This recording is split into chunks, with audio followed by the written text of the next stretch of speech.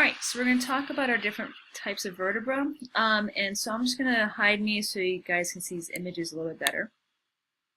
All right. So you saw all of this in lab already, hopefully. So I'll just kind of go over this with you very quickly. Let's see, pen to work. So the body of the vertebra is simply the weight-bearing part of the vertebra, right? All of that is going to be the body. The vertebral arch is made up of the pedicles. So the pedicles right here, right? So this is the pedicle, and then the lamina is basically all of this back in here. But as you can see, if you put these together, essentially you're going to form this arch. And that, along with the body, then forms this hole, which we call the vertebral foramen. We have 7 different processes. We have 2 transverse processes, right? And that's what transverse means. It's going out to the sides. We have a spinous process. The spinous process is what you feel when you run your fingers down your back. And then we have 4 articular processes. We have 2 superior ones and then 2 inferior ones, right? So here you can see the superior articular process, and here you see the inferior one. And you're seeing the actual facet of or on that articular process. So that facet is simply going to be that face that is touching another vertebra. Okay, so hopefully that makes sense. So the facet is actually on the process. Okay. And then we also have vertebral notches. We have a superior vertebral notch and an inferior vertebral notch. And together, those will make the intervertebral foramen. See those in this image here, right? So right here, you can see there's the inferior notch of this vertebra, the superior notch of this vertebra, and that makes that intervertebral foramen that allows the nerve to exit.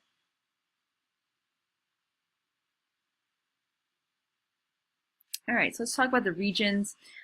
So we have, again, 7 cervical vertebrae. The first one has a special name. It's called the atlas, right? And it's going to support the skull. Think of like Charles Atlas. He's supporting the globe, right? A mythological kind of guy. The second cervical vertebra is the axis. That's what the atlas sits on. It has a pivot joint on it. It allows you to rotate your head. Go no, that kind of no action. Okay, that atlas and different parts of it, we'll see it in a second, is what allows you to nod and say yes. Okay. The 3rd to 6th have typical structural patterns of your cervical vertebra, and the 7th will have a particularly large spinal process. It's that really large bump that you can feel like at the base of your neck. And that's called the vertebra prominens. So a little bit different. So here we have our typical cervical vertebra, C3 to C7. The bodies are fairly small because, you know, it's the weight. Again, body's the weight-bearing part. The only thing that it has to bear the weight of is your skull, so it's not going to be that large. The transverse processes tend to be fairly short, and they have that transverse foramen in them, and that'll allow a vertebral artery to pass through, get blood going to your head. It's also going to be really important so that when you turn your head, you don't just cut off blood flow going to your brain, because that would be bad. The spinous processes are often bifid, meaning they're forked, right? And again, the first and second ones are unique, the atlas and the axis. So here we have the atlas. Down here is the axis. Okay, it has the superior articular facets are going to have a special sort of shape to them. They will articulate with the occipital condyles of the occipital bone at the base of the skull, right? So that's what allows you to nod. So basically your skull slips past or slips on these superior articular facets, kind of rocks back and forth, and that's what allows you to nod. Yes, yes, I like extra credit, you know, whatever it is, yes. And then the axis underneath that has this tooth-like structure. Anything that's tooth-like the prefix or the root word for that, I should say, is den. It's like dental work, dentistry, right? So someone thought this looked like a tooth at one point, so they called it the dens. Basically, that allows for a pivot joint, so that's what allows you to move your head back and forth, kind of shake your head, go, no essay questions on the next test, right? All right. So then let's take a look at our thoracic vertebra. The bodies are now a little bit larger. This totally makes sense because now you're not only holding up your head, but also your arms, your shoulders, and all the weight that goes along with them. So you have larger, stronger bodies. The transverse processes are longer. So again, here's a transverse process, Those are going to be longer. We're going to have ribs attaching to them, so that again makes sense that they stick out a little bit more. We're going to have larger muscles attaching to these spinous processes, so again that makes sense that they're a little bit larger. We see facets and demifacets, so demifacets on the body and then facets on the transverse process. That's for the head of the rib to attach, right? So basically the way your rib is going to attach onto here, so we're going to have the head of the rib, and then the rib has that little projection, and then it curves. And the rib kind of looks something like that. So it'll be 2 attachment points for each one of your ribs.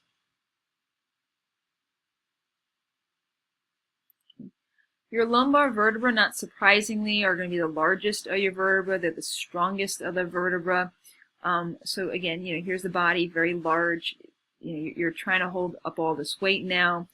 Plus, there's also going to be this really important sort of connection between your lower body and the rest of you.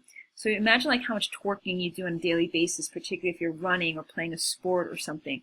So basically it's there for this very strong back musculature and to make sure that you don't just sort of have one half of your body go in one direction and the other half go in the other direction, right? So you have a nice stable base to put your body on. Now this is actually, let's get my pen going. What you're looking at here is the vertebra of an alligator. Okay, and I don't know how well you can tell, but basically, these vertebrae, they're all basically the same. They may get a little bit bigger or smaller, but basically going from the head all the way down to the tail, they're the same. So basically, an alligator, all its vertebra is going to be like lumbar vertebra.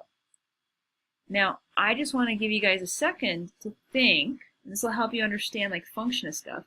Why would an alligator have lumbar vertebra and pretty much nothing else? Like they don't have they don't have different like cervical, thoracic differentiation shapes.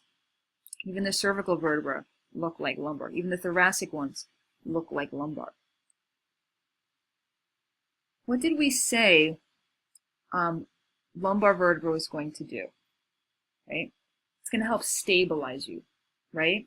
So again, kind of like that twisting motion. So one half of you doesn't go totally in one direction, the other half of you go in another when you're doing something very active, right? So it kind of gives you a nice stable base. Think about it. How do alligators eat their food? How do they rip off big chunks of meat? You guys watched like these, animal video kind of things? So if you ever watch an alligator, something will come by, it'll clamp shut its mouth, and then it goes into a death roll. Right? So as it's going into death roll, that death roll is just that much stronger when the animal can turn its entire body and not have like half of it kind of like twist and kind of like a corkscrew. That wouldn't be very good. It'd throw out its back every single time it tried to eat. That'd be horrible. So basically all of its vertebrae, lumbar vertebra, so it has a really powerful death roll. Right? So very similar to that's what your lumbar vertebra is doing too. It's keeping, you can't really roll your lumbar vertebra. Thoracic, great, lumbar, no. It's very strong that way, so you don't torque yourself every single time. Again, half of you is going in one direction, the other half of you is going in the other. Anyway, so that's just kind of like drive that idea home. So that's what the lumbar vertebra is doing. Kind of stabilizing you, making sure that your bottom half is attaching very stably to your upper half.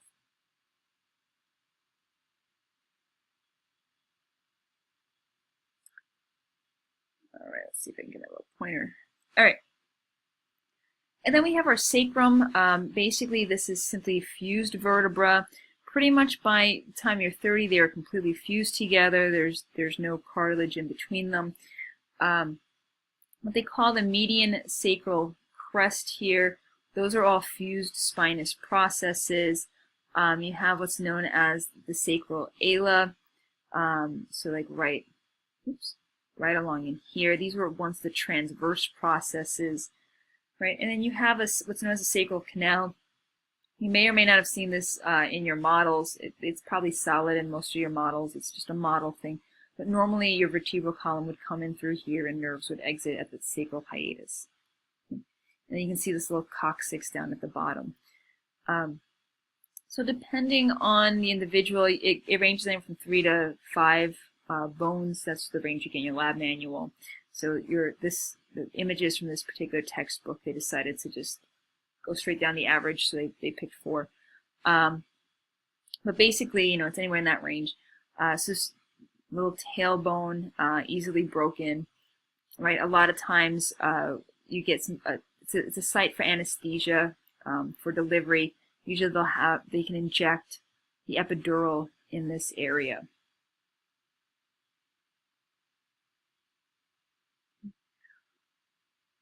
All right. So in your thorax, it's basically a bony cage there to protect your lungs and your heart. You have the sternum right here in the middle. Right, so the body of the sternum, you have that manubrium and the little xiphoid process. So ribs 1 to 7 are called true ribs. They're also called vertebrosternal ribs because they go all the way from the vertebra in the back all the way directly attaching to the sternum in the front. This should be, I'm sorry, that's a typo. Let's see. That should be 8 to 10. Okay. 8 to 10 are false ribs. These are also called vertebrocondylar ribs. So basically, you can see here 8, 9, 10. They're basically going from the vertebra in the back. They're attaching to cartilage. That's attaching to cartilage in number 7, which is attaching to the sternum. So they're not directly attaching to sternum, so they're attaching from the vertebra to cartilage, so the vertebrocondylar ribs. And then 11 and 12 are back down in here. Those are called floating ribs. They don't float. They do attach to the vertebra in the back. However, there's no cartilage attachment in the front, so that's why they call them floating ribs.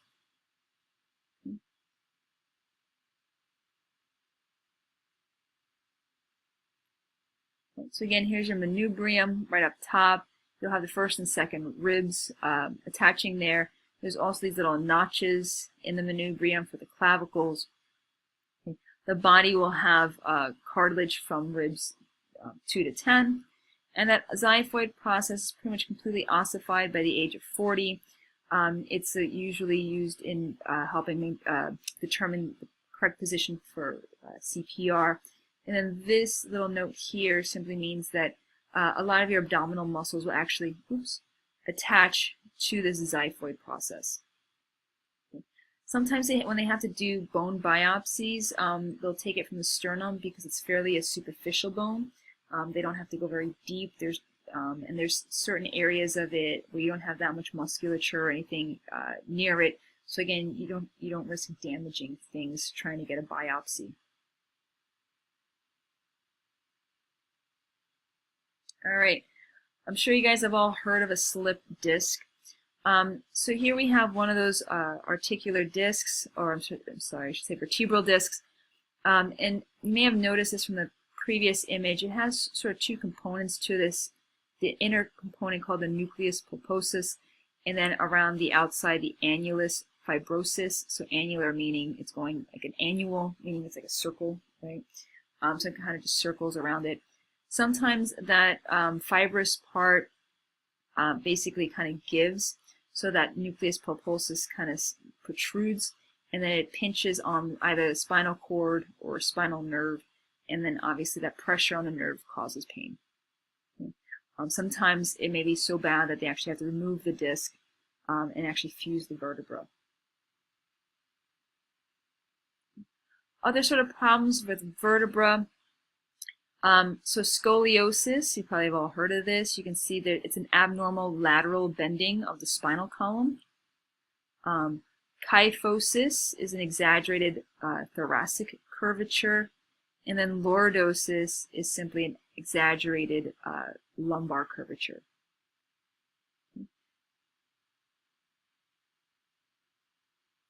I mentioned to you guys spinal bifida before when we talked about the integumentary system. So one of the problems if you don't have enough folic acid is basically what's known as a neural tube defect. So this can be one of what ends up resulting from too little folic acid. So what you're seeing here is part of the spinal cord, the shiny bit right here.